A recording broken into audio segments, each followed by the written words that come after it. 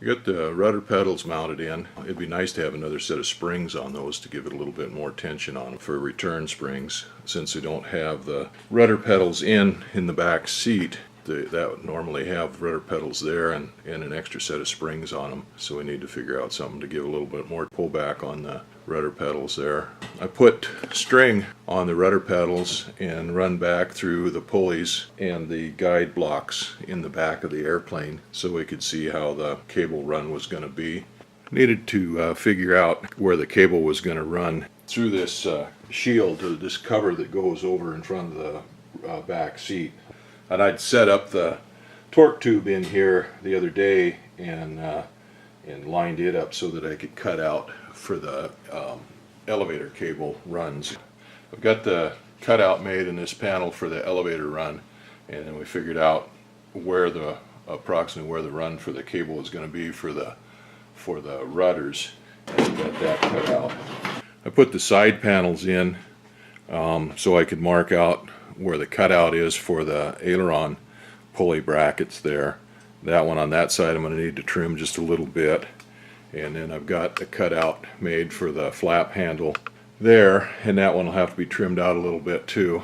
Put the front seat kick panels out of the old airplane in here just to get an idea how things are going to lay out with rudder cables and stuff. I put the strings on there so we could see how the rudder cables were going to line up. So normally you would have rudder pedals in the back seat here.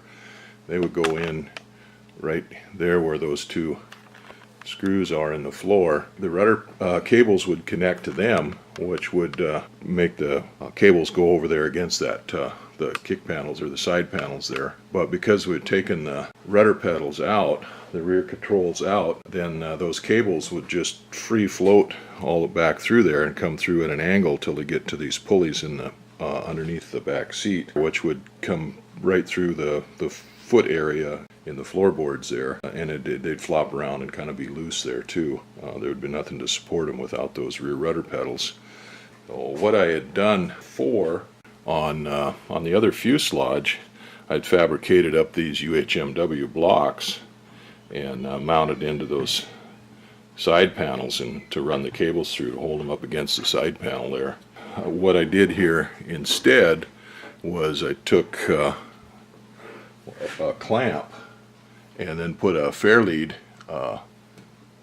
plastic fairlead. That's the same fairlead as runs through the cables run through in the back of the airplane back there. Well, right now they're just attached to the side panels, the same location that these blocks were on the other airframe. But I'm going to make an aluminum panel to fit there.